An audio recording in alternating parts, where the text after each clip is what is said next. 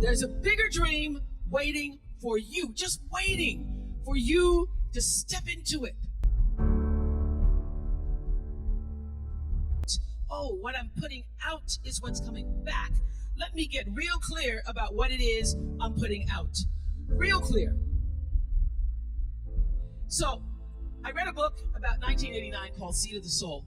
And in that book, Gary Zukav talked about the laws of karma, of the laws of cause and effect, the third law of motion. And in that book, he talked about how your intention is always one with the law. Meaning, before you even think about a thing, you have an intention for the thing. And that the intention is going to determine the outcome.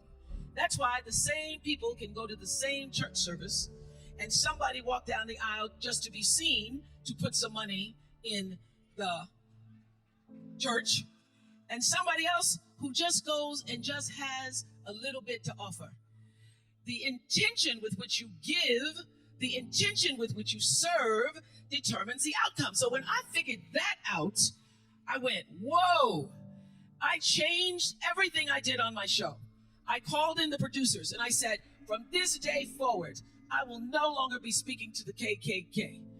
I will no longer be speaking to people who are fighting each other in a way that it is damaging to the character of myself and other people who watch. From this day forward, I am only going to do intentional television. So it is my intention to fulfill the dream of the Creator. It is my intention to live to the highest calling and be pressed to the mark of the highest calling that I have come to do.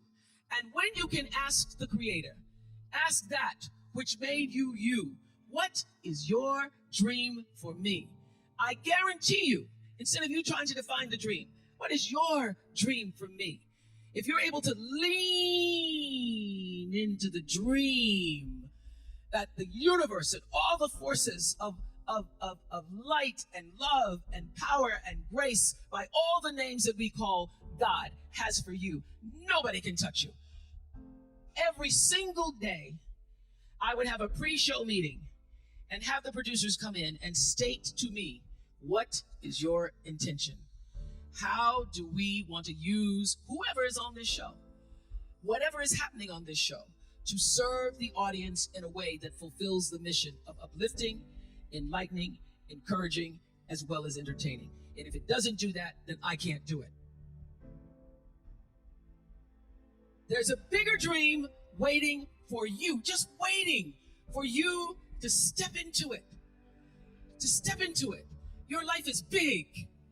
Your life is huge. And we spend so much time wanting to be in somebody else's life. And you don't get honored, you don't get revered, you don't get celebrating wanting what somebody else has, because that which created you, divine intelligence that dreamed you from before your ancestors ever knew they would become your ancestors, that which dreamed the seed of you, wants you to know how special, how wondrous, how mysterious, how complex, how glorious, how phenomenal you are. And you get no credit messing in somebody else's territory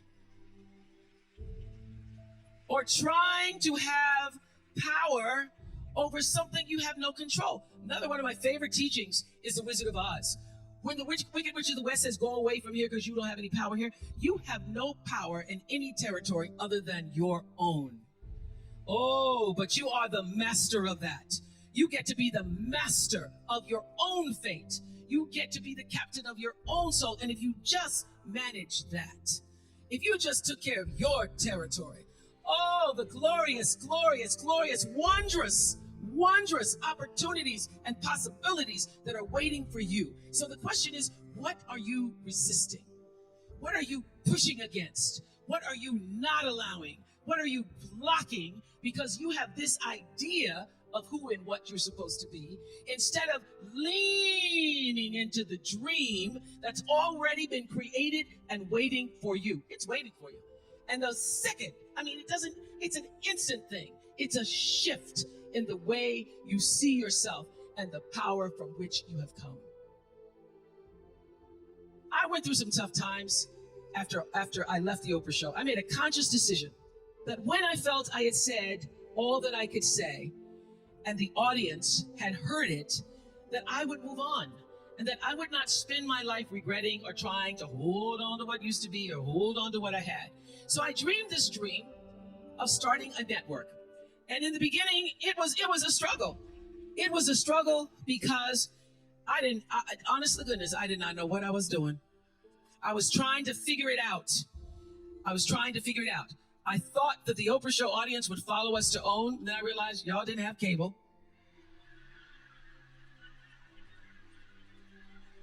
And if you had cable, you did not have the OWN package. So it took me a minute. And unlike most people who you get to have your mistakes in private, some don't go right in your life, you get to sulk about it in private. If I make a mistake, it's on the CNN crawl or the CNN news. So when I was in the climb and there were so many wonderful owners, I see Churl Action Jackson here. There were so many wonderful owners, people who said, oh, we're going to stand with you. We're going to stand by you. Thank you, Roland Martin. There were so many people who said, listen, we believe that this can happen. So I dreamed the dream along with Tyler Perry, who was my friend, who came to me and said, Tyler said, I'm going to help you out because Tyler can go home and write a script and direct it, produce it, and shoot it, and do it for less money than anybody in Hollywood. So we started with a foundation of have and have nots.